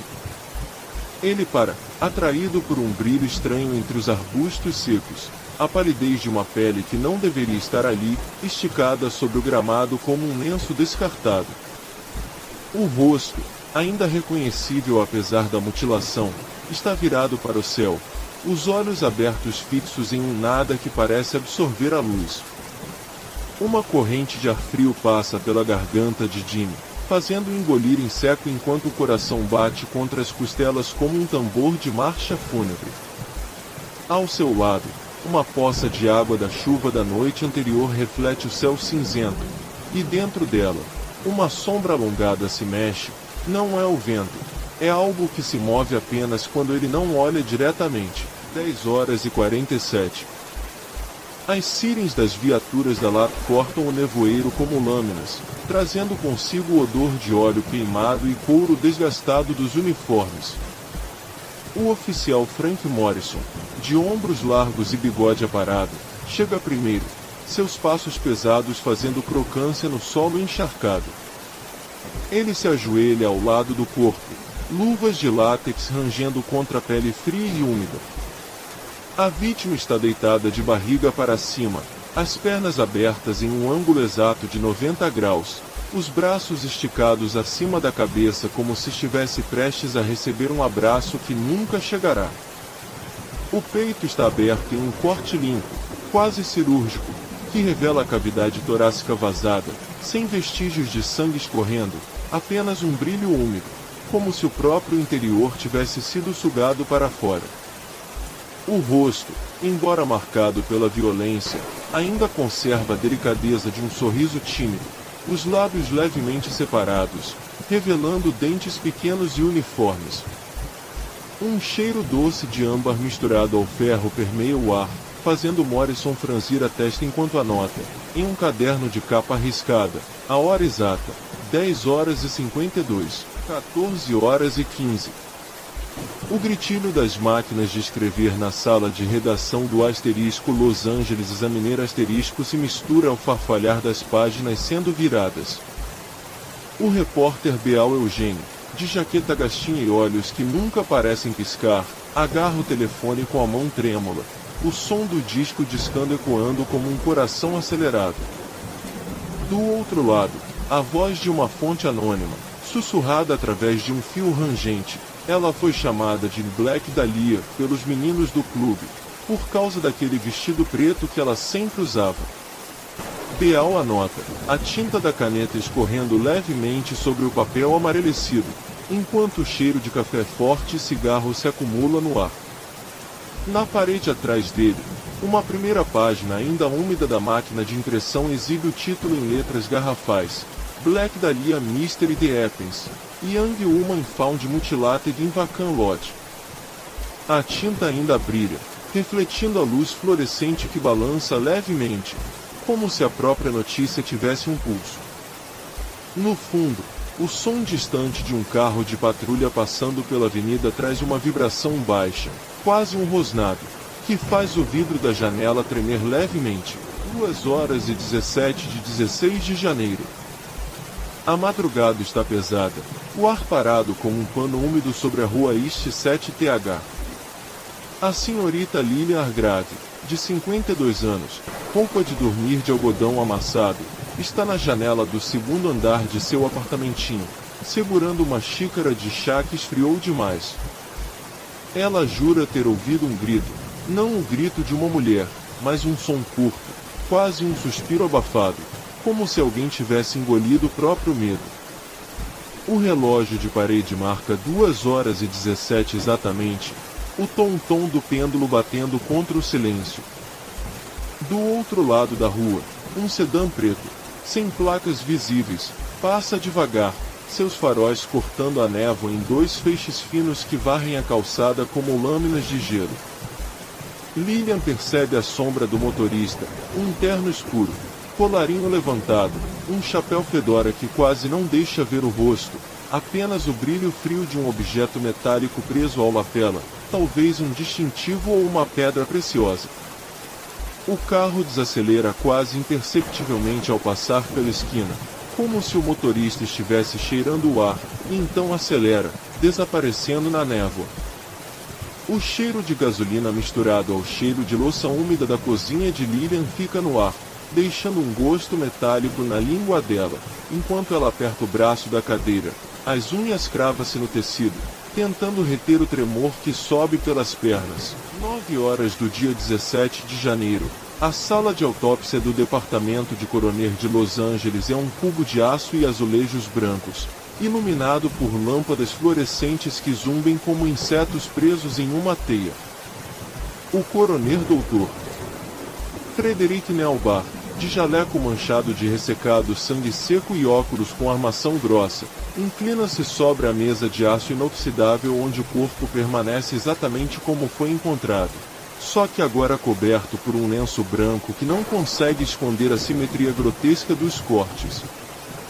Com uma bisturi de lâmina fina, ele abre novamente o externo, revelando a cavidade torácica onde o coração e os pulmões foram removidos com precisão cirúrgica, nenhuma margem irregular, nenhum rasgo, como se uma ferramenta de precisão tivesse deslizado entre as costelas e levantado os órgãos como se fossem páginas de um livro. O esôfago está intacto, a traqueia mostra uma ligeira compressão, indicando que a vítima ainda respirou por alguns instantes depois da primeira lesão. Nas coxas, incisões paralelas de 4 centímetros, espaçadas exatamente a 1 centímetro de distância, criam um padrão que lembra uma grade, a marca de alguém que mediava com uma régua de metal. Não há hematomas significativos. O sangue quase ausente sugere que o corpo foi drenado antes ou depois da morte, deixando apenas um resíduo rosado nos tecidos. O cheiro de formaldeído mistura-se ao odor ferroso do sangue residual, fazendo os olhos de Nealbar lacrimejarem enquanto ele anota, em sua folha de protocolo, a hora exata de cada corte: 2h14, 2h19, 2h23.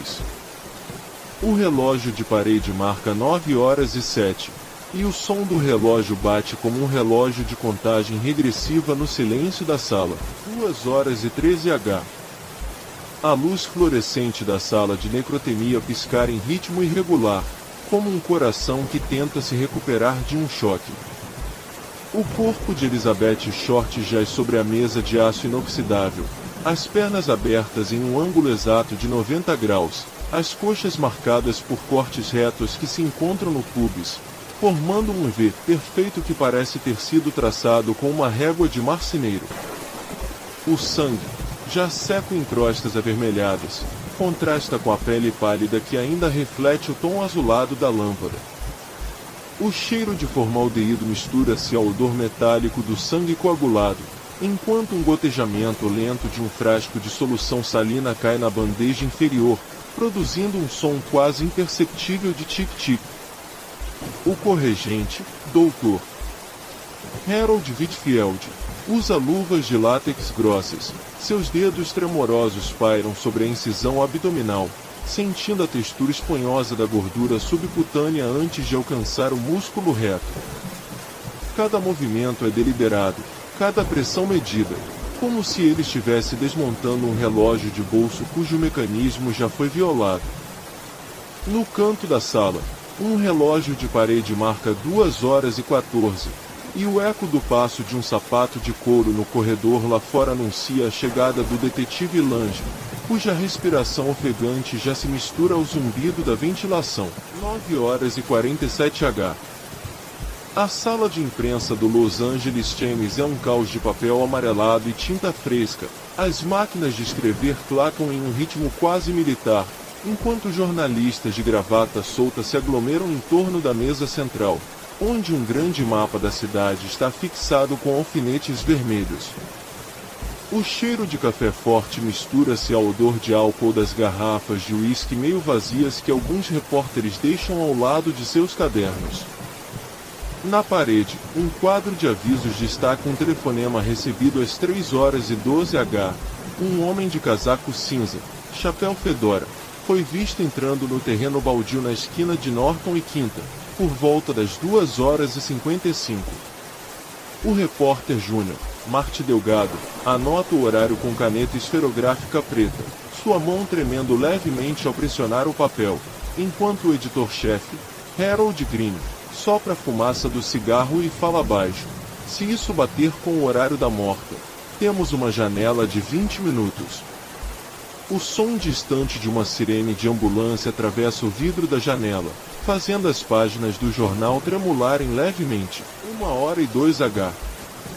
No apartamento do detetive Victor Lange, a lâmpada de mesa de cobre projeta um cone de luz amarelada sobre a escrivaninha de carvalho, onde estão espalhadas fotografias em preto e branco do corpo de Elizabeth, cada uma sobreposta por anotações em tinta vermelha. O relógio de pêndulo marca o tempo com um som grave e monótono, enquanto o ventilador de teto gira lentamente, empurrando o ar úmido e carregado de poeira de gato que se acumula no cantinho do sofá. Lange, de camisa social amassada e gravata solta, apoia os cotovelos na mesa, os dedos entrelaçados, e fixa o olhar na foto que mostra a incisão em V na coxa esquerda. Ele nota, com um aumento de lente de bolso, uma pequena marca de arranhão próximo ao ponto onde a pele se encontra com a carne, quase imperceptível, como se um objeto pontudo tivesse rasgado o tecido antes do corte. Um rangido súbito da porta do armário o faz sobressaltar. Ele se levanta. O creque do sapato de couro no piso de madeira ecoa no corredor estreito. E ao abrir o armário descobre apenas um casaco de lã pendurado, cujo cheiro de naftalina mistura-se ao de tabaco frio. Ele fecha a porta lentamente, o som da dobradiça rangendo como um suspiro, e volta à escrivaninha, agora com a sensação de que alguém estava observando-o através da fresta. 5h38h. O terreno baldio na esquina de Norton e Quinta está coberto por uma fina camada de orvalho que brilha sob a luz pálida do amanhecer. Cada folha de grama quebrada reflete um ponto de luz prata, enquanto o ar ainda conserva a umidade da noite, trazendo consigo o cheiro terroso de terra molhada misturado ao pincel off-iron que parece emanar do próprio solo. Uma série de marcas de pneus, profundas e irregulares, cruzam o solo em ângulos de 45 graus, indicando a passagem recente de um veículo pesado. Próximo à cerca de arame farpado, um pedaço de tecido rasgado, cor de bege, está preso a um ganho. Suas fibras ainda úmidas, como se tivesse sido arrancado à força de uma roupa. O solo perto da cerca apresenta uma pequena depressão, onde a terra está mais escura e compacta, como se algo tivesse sido enterrado e depois rapidamente removido. Ao se aproximar, o detetive Lange se agacha, coloca a luva sobre a área e sente uma leve resistência, um toque de algo duro sob a superfície, um fragmento de osso pequeno, quase do tamanho de uma unha, brilhando levemente sob o sol nascente. O silêncio é quebrado apenas pelo distante churiar de um passarinho e o leve rangido da cerca quando o vento a empurra contra o poste de ferro. 22h55h. O velho guarda noturno do edifício do Los Angeles Examiner, Samuel San Ruiz faz sua ronda habitual com a lanterna de mão cujo feito amarelo trêmulo ilumina os corredores de linóleo rachado. O cheiro de cera de piso antigo mistura-se ao leve aroma de café frio deixado na sala de descanso, enquanto o relógio de parede marca os segundos com um tic-tac mecânico que parece acelerar a cada passo que se andar. Ao passar pela sala de arquivos, ele nota que a porta da gaveta 12, onde ficam os negativos do caso Black Dahlia, está entreaberta, uma fenda de poucos centímetros que revela a borda de um envelope craft amareladinho. Seu coração acelera, ele se aproxima, a lanterna tremulando em sua mão, e vê que o envelope está parcialmente aberto, dentro dele um negativo em branco, exceto por uma única mancha escura, quase circular, localizada no canto inferior direito, uma mancha que, ao ser aumentada pela lupa de bolso que ele carrega no bolso do sobretudo, revela o contorno sutil de um rosto feminino, os olhos fechados, a boca levemente entreaberta, como se alguém tivesse pressionado o dedo sobre a emulsão ainda úmida, deixando uma marca de pressão que se assemelha a um beijo. Sam engole em seco, o gosto metálico do sangue na boca lembrando do gosto do ferro que sentiu ao encontrar o corpo de Elizabeth dias atrás. Ele fecha a gaveta com um estalo seco, o som ecoando como um tiro no corredor vazio, e caminha para a saída, a lanterna agora apontando para o chão, seu feixe desenhando sombras que parecem se mover à sua frente, como se algo estivesse o seguindo, apenas além do alcance da luz. É 15 de janeiro de 1947, 3 horas e 17 da manhã. O nevoeiro da Avenida Sunset se enrola como um pano úmido sobre o asfalto ainda úmido da chuva da noite anterior. Um carro da patrulha, o número 412 da LA, trava os freios com um rangido metálico que parece rasgar o silêncio. Do lado do motorista, o oficial Roy Hawkins segura o volante com as mãos suadas, os nocelos brancos de pressão. Ele olha para o espelho retrovisor e vê, refletida na lâmpada amarela do poste, a silhueta de um corpo enrolado em um lençol branco, os pés descalços encostados no meio-fio. O cheiro de cobre fresco mistura-se ao óleo diesel e ao cheiro terroso da terra molhada. Um gato preto atravessa a rua às 3 horas e 19, sua cauda levantada como um ponto de interrogação no nevoeiro. Hawkins aperta o botão da rádio, sua voz trêmula. Central, temos um possível homicídio na esquina de Sunset e West End, suspeito de mutilação. O estalo da transmissão é engolido pelo vento que sopra através das frestas da janela do carro, trazendo consigo o sussurro distante de um saxofone de um clube fechado há horas. 3 horas e 42. O corpo é cuidadosamente colocado sobre uma maca de ferro enferrujada dentro da ambulância da County Hospital. As rodas rangem sobre o concreto quebrado da calçada.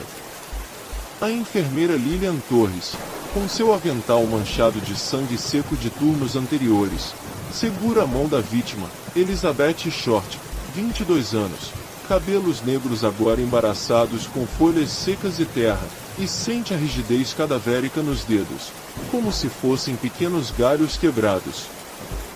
O médico legista, Dr.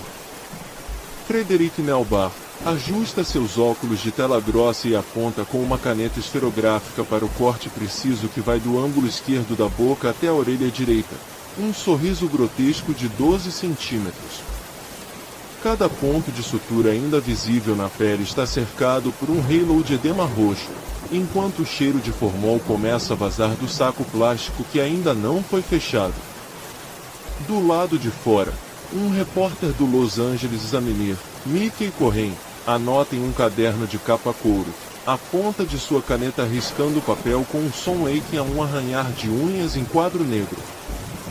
O relógio da torre da igreja marca 3 horas e 48 quando o primeiro flash de luz de uma câmera grafite se instala, congelando o terror em prata e preto. 6 horas e 21. O céu ainda é um tom de aço esverdeado, o sol tímido tentando romper a camada de nevoeiro que se agarra às colinas de Hollywood.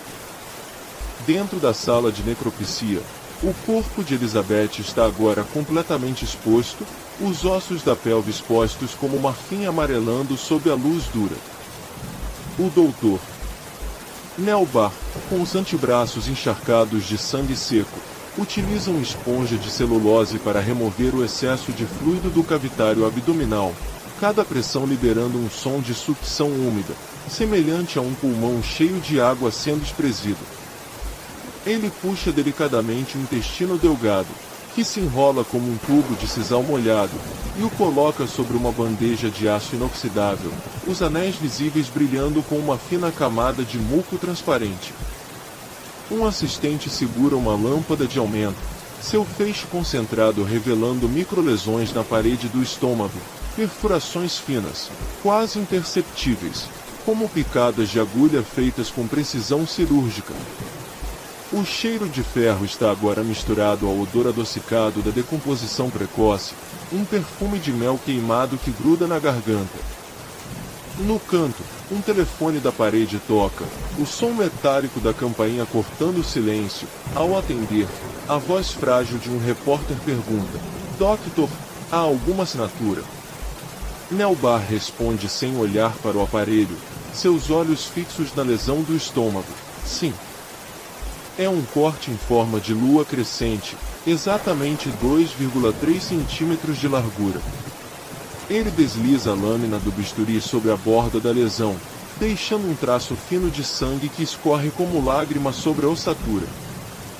O relógio da sala marca 6h37 quando o último fio de névoa externa finalmente se dissipa, deixando um raio de luz cruzar a bancada e iluminar o brilho úmido do osso da clavícula, como se o próprio esqueleto estivesse sussurrando um último suspiro antes do silêncio eterno.